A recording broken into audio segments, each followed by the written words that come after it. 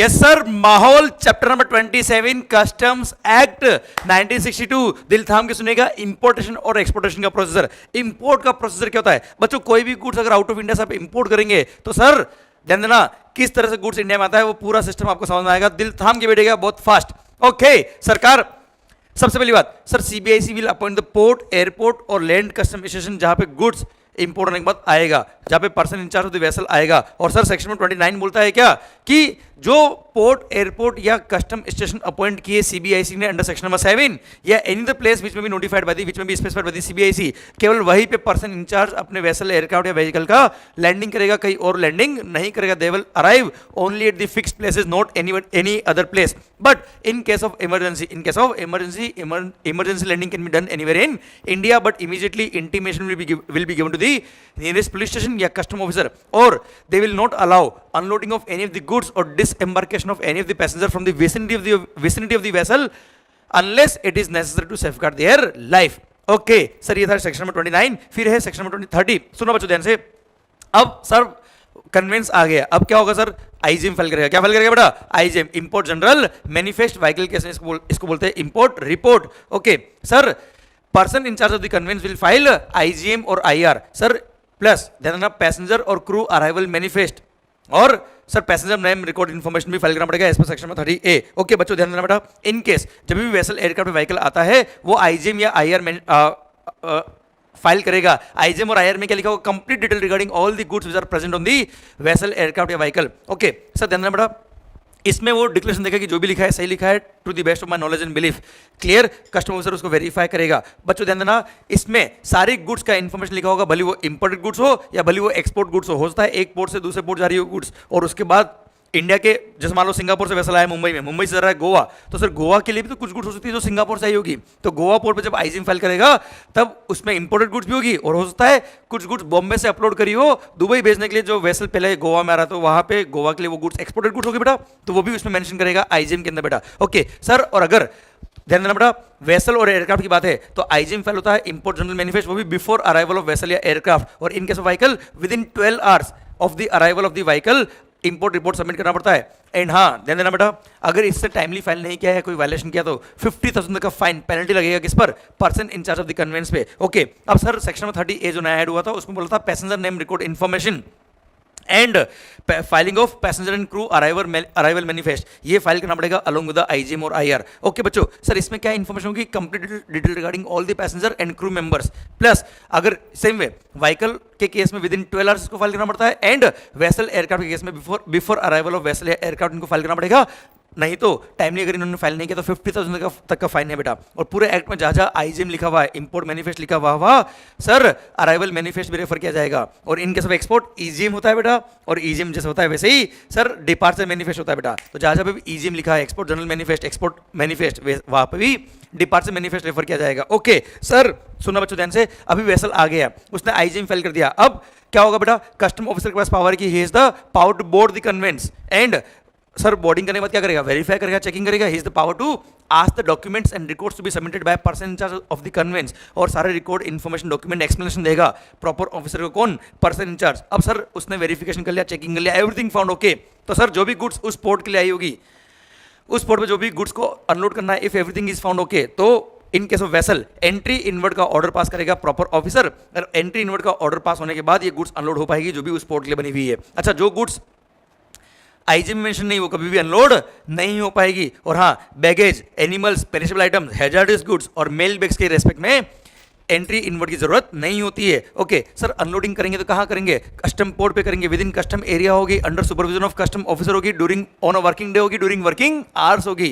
Clear? Except on payment of overtime fees, merchant overtime charge बोलेंगे, जिसपे GST exempt होता है, याद है बेटा? Mega exempt list. Okay sir, and ध्यान देना बेटा, बोट नोट, कई बार क्या होता है बेटा कि वेसल, एयरक्राफ्ट आ गया, वेसल आ गया, बट यहां पे पार्किंग प्लेस नहीं मिल रहा है sir, vessel is not getting birth at the port, तो ऐसे केस में छोटी बोट भेज के गुड्स को उसके थ्रू मंगाया जाता है, और छोटी बोट में गुड्स को रख के वहां भेजा भी जाता है बेटा। तो उसके लिए एक डॉक्यूमेंट फाइल करना पड़ता है, जिसको बोलते हैं बोट नोट। सर क्या होगा? वेसल गुड्स उस बोट में रख देगी और वेसल फ्री हो जाएगा, वेसल चला जाएगा, बोट के थ्रू गुड्स आ जाएगी, उसके लिए जो डॉक्यूमेंट फाइल करना पड़ता है उसको बोलते हैं बोट नोट। और हाँ, सीबीएसई चाहे तो कुछ जनरल केसेस में या स्पेशल केस में बोट नोट की रिक्वायरमेंट को एग्जाम भी कर सकती है। ओके, अब साहब गुड्स आ गया, अनलोडिंग का ऑर्डर मिल गया, गुड्स अनलोड हो गया, अनलोडिंग के बाद it will be handed over to the custodians. और ध्यान रखना, पर कस्टोडियन के प्रोविजन अप्लाई नहीं होते दो केस में, एक बैगेज के केस में और एक मेल बैग्स जो बाय पोस्ट होते हैं इंपोर्ट एक्सपोर्ट के केस में कस्टोडियन के प्रोविजन अप्लाई नहीं होते, बाकी हर केस में कस्टोडियन के प्रोविजन अप्लाई होंगे। अनलोडिंग के बाद goods will be handed over to the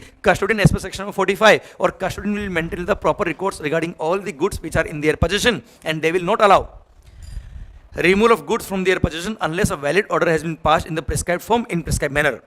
clear? And sir ध्यान देना, अगर कोई गुड्स उनकी पोजीशन में और लॉस हो गया तो ऐसे केस में custodian shall be liable to pay duty on such goods.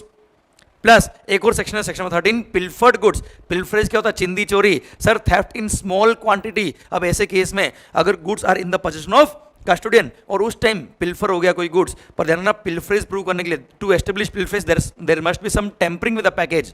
Clear? Package फटा हुआ होना चाहिए या सही सर कैसे उसमें छेद है, तो there should be some tampering with the package, तो ही प्रूव हो पाएगा क्या?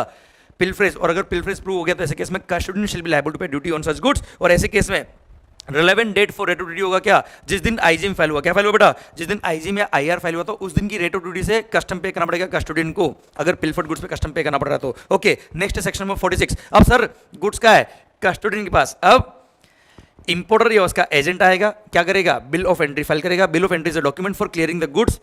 अब बिल ऑफ एंट्री में भी फॉर होम कंजम्पशन में भी फॉर वेयर हाउसिंग। अच्छा ध्यान रखना, bill of entry is a self assessment document, उसमें वो सेल्फ असेसमेंट करके लेके आएगा, कंप्लीट डिक्लेरेशन लेके आएगा गुड्स की वैल्यू क्या है, गुड्स की आइडेंटिटी क्या है, गुड्स का एचएसएन कोड क्या है, रेट ऑफ टैक्स क्या है, सब कुछ लिखेगा। गुड्स एग्जम्प्ट है फिर भी उसमें लिखना पड़ेगा सर उसको बिल ऑफ एंट्री के अंदर, तभी तो सर वो क्लियरिंग होगा। एग्जम्प्ट है या जो भी है उसको बिल ऑफ एंट्री तो फाइल करना ही पड़ेगा। सर ध्यान देना, बिल ऑफ एंट्री कितने टाइम में फाइल करना होता है?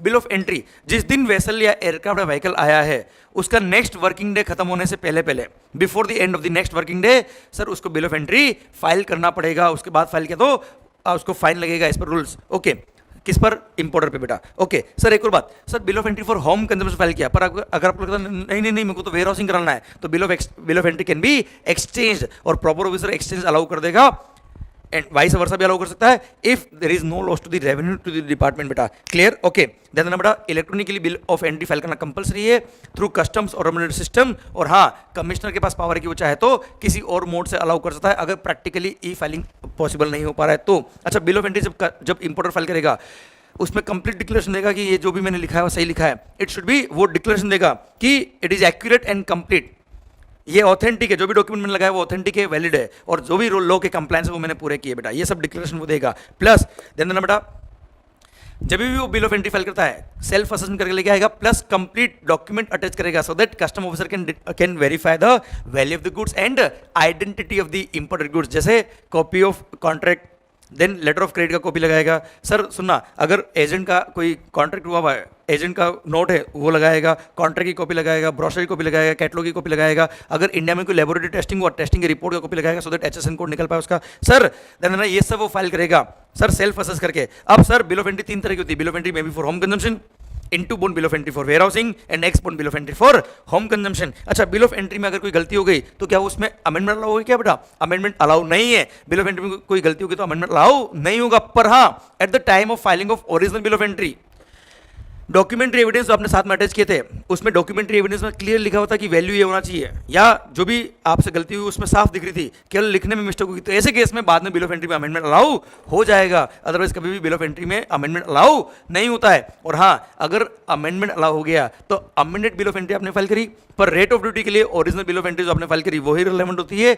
Amended bill of entry relevant नहीं होती है। ऐसा एसोसिएटेड फॉरेस्ट प्राइवेट लिमिटेड के केस में सुप्रीम कोर्ट का जजमेंट आया था बेटा। ओके, आपने बिल ऑफ एंट्री फाइल कर दी, आपने बिल ऑफ एंट्री फाइल कर दी। अब सर सेल्फ असेस किया, डिपार्टमेंट असेसमेंट को वेरीफाई करेगा, हमने पढ़ लिया section number 17-18 assessment, provisional assessment, duty का अमाउंट निकल जाएगा, फिर आप ड्यूटी पे करेंगे and goods will be allowed for removal. Section number 47 बोलता है removal of the goods after payment of duty. ध्यान देना बेटा, आपने सेल्फ असेस किया, डिपार्टमेंट वेरीफाई किया, असेसमेंट फाइनल हुआ, ड्यूटी का अमाउंट आप पे करेंगे, ड्यूटी का अमाउंट आप पे करेंगे, उसके बाद गुड्स के लिए रिमूवल का ऑर्डर पास होगा in the prescribe form in prescribe manner. Clear? और सर वो ऑर्डर के थ्रू आपका गुड्स का क्लियरेंस होगा एंड ये ऑर्डर लेके जाएंगे आपका कस्टोडियन के पास, they will allow the removal of the goods. पर हाँ, आपको कस्टम ड्यूटी कितना टाइम में पे करना है देना। अगर आपने self assessment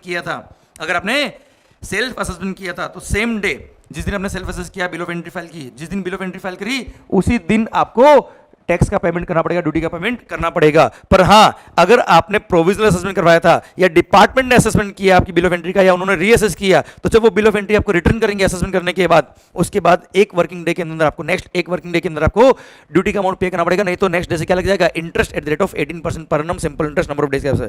clear? Sorry, custom चल रहा है, कस्टम के अंदर 8%, it is 15% per annum is the rate of interest. ध्यान रखना बेटा, 15% is the rate of interest. Okay बच्चों बच्चों बच्चों, जो लास्ट हमने चैप्टर पढ़ा था, लास्ट जो हमने चैप्टर पढ़ा general provisions under GST under customs, उसमें भी 15% है। ध्यान रखना, जीएसटी में 18% और 24% इंटरेस्ट की रेट, कस्टम में 15% की रेट ऑफ इंटरेस्ट। ध्यान रखना बच्चों। Okay, so in case of customs, in case of custom, पूरे कस्टम में ध्यान रखना, rate of interest for assess is 15%, 15% बच्चों, 15% is the rate of interest.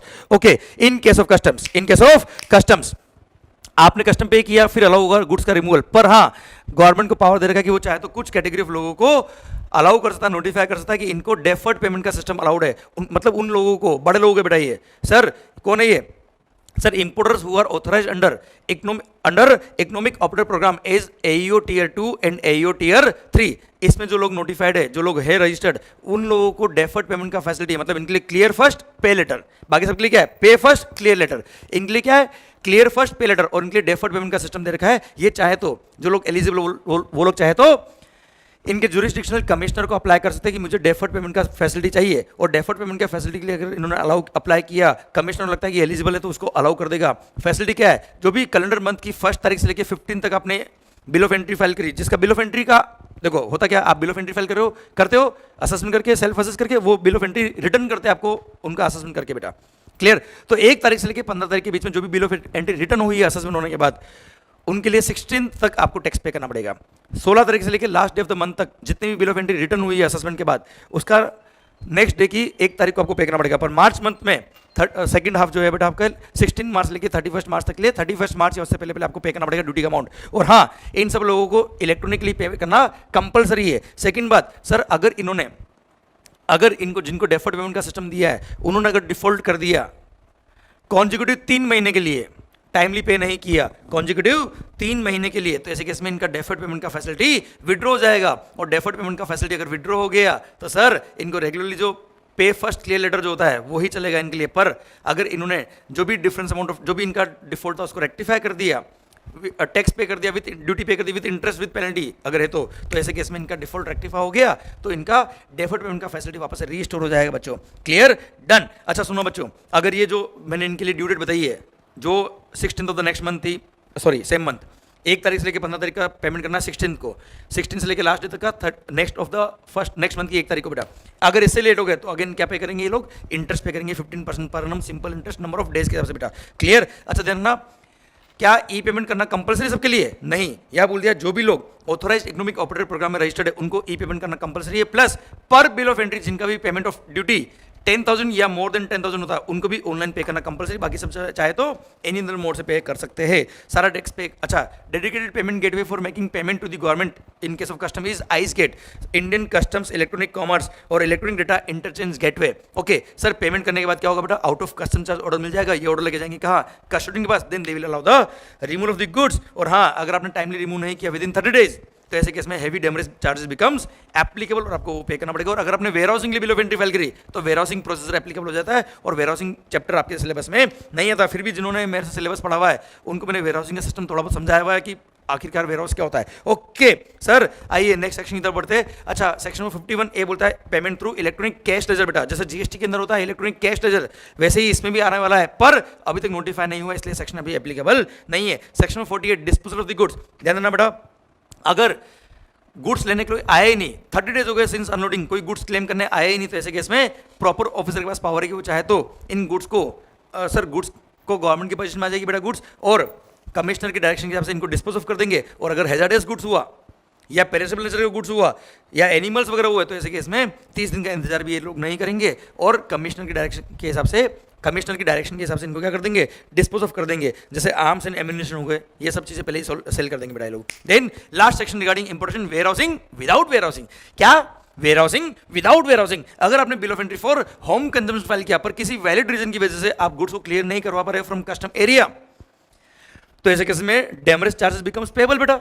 अब हैवी डेमरेज चार्ज को अवॉइड करने के लिए यहाँ सेक्शन नंबर 49 दिया कि ऐसे केस में such importer can apply to his jurisdictional, उस पोर्ट के जुरिस्डिक्शनल असिस्टेंट कमिश्नर या डेप्यूटी कमिश्नर को अप्लाई कर सकता है और उसको रिक्वेस्ट कर सकता है, प्लीज सर इन गुड्स को वेयरहाउस में अलाउ कर दो, प्लीज इन गुड्स को पब्लिक वेयरहाउस में अलाउ कर दो for a temporary period, clear, without following the warehousing procedure. और ऐसे केस में अगर एसीडीसी सेटिस्फाइड है कि हाँ उसके पास रीजनेबल रीजन है एसएससी के पास, तो ऐसे केस में ही में allow the warehousing of such goods in a public warehouse but not more then 30 days, 30 दिन के लिए वो वेयरहाउसिंग अलाउ कर सकता है। पर अगर मान लो किसी कारण से वो 30 दिन में गुड्स को रिमूव नहीं कर पाया एसएससी, तो ऐसे केस में कमिश्नर चाहे तो उसको फर्दर 30 दिन का टाइम और दे सकता है but not more than this बेटा, क्लियर। अच्छा ऐसा लोग क्यों करते हैं बेटा? To avoid the heavy demurrage charges बच्चों, क्लियर, डन। ये इंपोर्ट का पूरा सिस्टम खत्म होता है।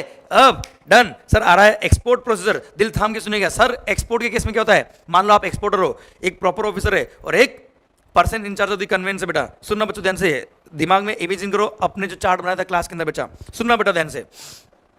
सर सबसे पहली बात, एक्सपोर्टर आएगा बेटा और डायरेक्ट वेसल में अपना गुड्स लोड करेगा और पर्सन इंचार्ज गुड्स लेके चला जाएगा, है ना बेटा, हो गया एक्सपोर्ट।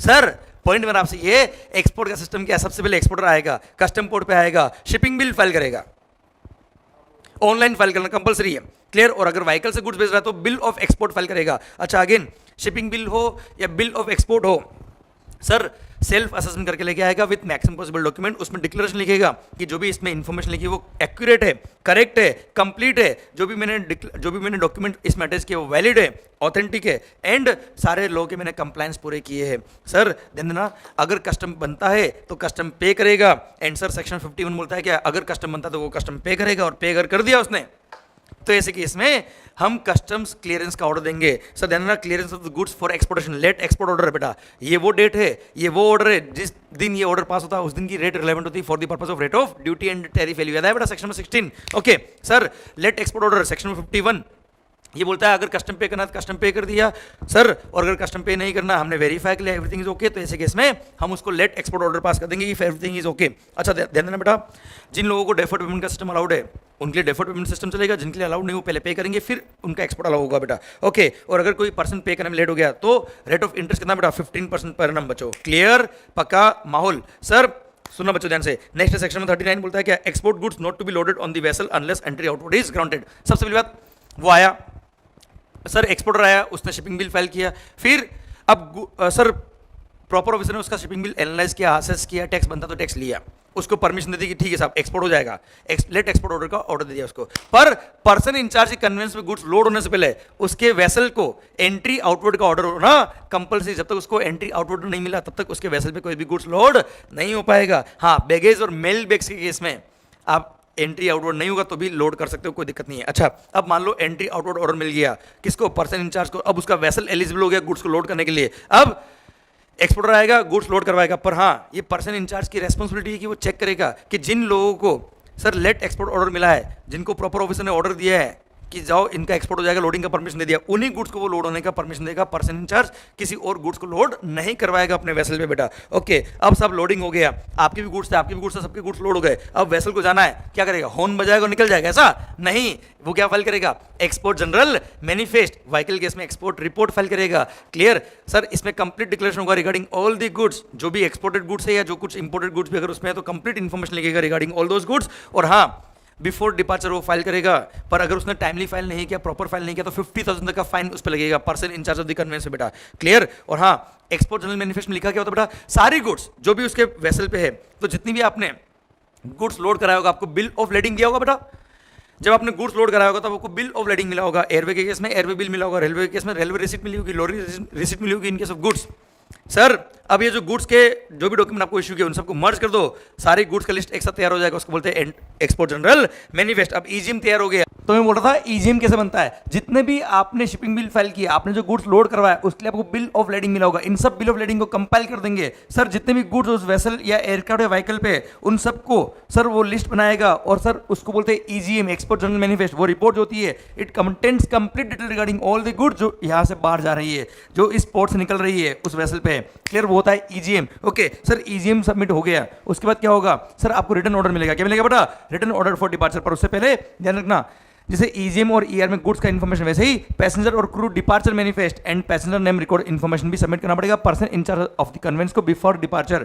क्लियर। और अगर इसने टाइमली फाइल नहीं किया, प्रॉपर फाइल नहीं किया, तो 15,000 तक का फाइन, 50,000 तक का फाइन लगता है person in charge of the convince पर। ओके, फिर आपने ईजीएम फाइल कर दिया, आपने पैसेंजर और क्रू डिपार्चर मैनिफेस्ट फाइल कर दिया, सब कुछ फाइल कर दिया, उसके बाद प्रॉपर ऑफिसर क्या करेगा, वेरीफाई करेगा, चेक करेगा और उसके बाद रिटर्न ऑर्डर देगा। Then your conveyance will depart, otherwise departure ना हो पाएगा। No conveyance to leave without a return order. And last section 43 बोलता है कि सेक्शन में 30, 41 एंड 42 अप्लाई नहीं होंगे to vehicle which carries no goods other than luggage of its occupants. और सेकंड, द सेंट्रल गवर्नमेंट चाहे तो एग्जाम कर सकती है conveyance belonging to the government और एनी फॉरेन गवर्नमेंट वेसल या aircraft which temporary enter into India by reason of any emergency landing अगर कर रहा है तो उसके ये सारे प्रोविजन अप्लाई करने की जरूरत नहीं है। इसी के साथ एक्सपोर्ट के प्रोविजन भी खत्म होते हैं अब। क्लियर। तो ये इंपोर्ट का प्रोसीजर और एक्सपोर्ट का प्रोसीजर खत्म होता है। अब सुनिए बच्चों ध्यान से, नेक्स्ट जो पॉइंट आता है इसी चैप्टर के अंदर मैंने दिया है, इनलैंड कंटेनर डिपो और कंटेनर फ्रेट स्टेशन क्या होता है। बच्चों इनलैंड कंटेनर डिपो याद करो, मैंने एग्जांपल दिया था क्लास के अंदर, sir Udaipur Rajasthan Maharashtra, sir Udaipur Rajasthan, sir वहां पे एक मिनी डिपो है सर, देखो वहां पे ना तो पोर्ट है और एयरपोर्ट है। बच्चों आपने बोला था मेरे को सर एयरपोर्ट है, डोमेस्टिक है, इंटरनेशनल नहीं है, तो क्या हो गया, एयरपोर्ट तो है, पर हाँ सर वहां से एक्सपोर्ट नहीं हो पाता है, तो सर वहां पे क्या कर दिया, एक छोटा सा डिपो ओपन कर दिया जिसको बोलते हैं inland container depot. Sir inland container depot is like a mini port जहां से all the procedures of the customs can be done. Sir जहां से इंपोर्ट एक्सपोर्ट के लिए गुड्स आप इंपोर्ट के लिए गुड्स मंगा सकते हो, एक्सपोर्ट की गुड्स दे सकते हो। And it's a customs station like a port और एयर कार्गो यूनिट जहां पे सारे प्रोसीजर ऑफ कस्टम होते हैं बेटा। It is an independent, it has an independent existence as if it is a self content custom station. और हाँ, custom manifest, bill of entry, shipping bill, other declaration सारे यहाँ पे फाइल होते हैं, सारे काम होते हैं बेटा। कंटेनर फ्रेट स्टेशन सर ये कोई नया पोर्ट नहीं, मिनी पोर्ट नहीं, इंडिपेंडेंट एग्जिस्टेंस नहीं है, it has to be linked to a custom station, custom port, airport, land custom station या इनलैंड कंटेनर डिपो से ये लिंक होता है बेटा। ये कंटेनर फ्रेट स्टेशन क्या होता है, ये कंटेनर फ्रेट स्टेशन केवल एक एक्सटेंशन है पोर्ट का। क्यों, जहां पे गुड्स का स्टफिंग या डिस्टफिंग कर सकते हो, गुड्स का एग्जामिनेशन कर सकते हो बेटा, कंटेनर में स्टफ करना है, डिस्टफ करना वो कर सकते हो। क्यों, ये क्यों बनाया गया बेटा, it's an extension of the existing port to decongest the port. Port बहुत जो कंजेस्टेड होता है बेटा, उसमें सर गुड्स जब आता है कंटेनर में स्टफ होके आता है, और कंटेनर में स्टफ होके आता है तो डिस्टफ करेंगे उसको, और एक्सपोर्ट होगा तो कंटेनर में स्टफ करना पड़ेगा। तो ये सब काम के लिए एरिया थोड़ा सा एक्सटेंड कर दिया, तो it has to be linked to a custom station. It does not have an independent existence or only a part of the custom process. Mainly examination of the goods is carried on and aggregation or segregation of the cargo also takes place at an custom freight station. सारे process यहाँ पे नहीं होते बेटा। Clear, done. अब आ रहा है क्या, ट्रांजिट गुड्स और transshipment goods. Last point of the chapter, transit goods क्या होती है बेटा, goods which are on board the vessel या एयरक्राफ्ट, पर वो यहाँ पे अनलोड नहीं होने वाली है, ये किसी और पोर्ट पे अनलोड होगी, which may be in India and may not be in India. तो जिस पोर्ट पे जब वेसल आ रहा है उस टाइम उस गुड्स को पोर्ट उस वेसल पे रखा हुआ है पर वो अनलोड नहीं हो रही है, they will remain in transit, उन गुड्स को बोलते हैं ट्रांजिट गुड्स। और इन ट्रांजिट गुड्स पे कोई कस्ट नहीं लगेगा, subject to such conditions and restriction as may be prescribed by CBIC. बच्चों क्लियर, सीबीआईसी को पावर दे दिया रूल्स रेगुलेशंस बनाने का इसके लिए। ओके, पर हाँ ऑब्वियस बात है इंडिया में जब अनलोड हो नहीं रही है, इस पोर्ट पर अनलोड हो नहीं रही है, तो इस पर कस्टम के कोई प्रोविजन अप्लाई नहीं होंगे, एक्सेप्ट जब वो गुड्स आएगा तब आईजी में लिखा होगा, जब जाएगा तब ईजी में लिखा होगा, बाकी कोई प्रोविजन पे अप्लाई नहीं होंगे बेटा। ओके, ट्रांसशिपमेंट गुड्स, देखो ट्रांसशिपमेंट, शिपमेंट ट्रांसफर हो रहा है। Transshipment goods means the goods which are unloaded at the custom port, but destination of such goods is some other port which may be in India and may not be in India.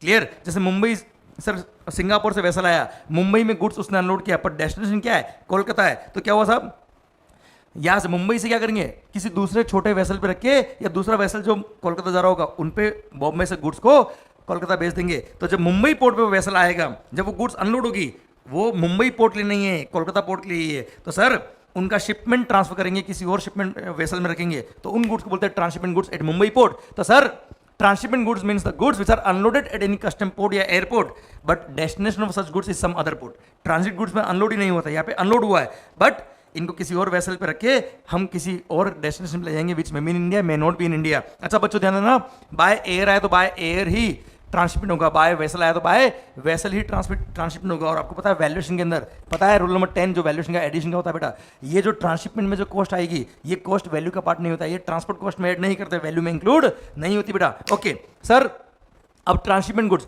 जैसे मान लो Mumbai port पे goods आया और वहां से transshipment करके ले जा रहे हो कहाँ, कोलकाता, तो ऐसे केस में मुंबई पोर्ट पे जब गुड्स अनलोड होगा तब वो bill of transshipment goods file करना पड़ेगा सब।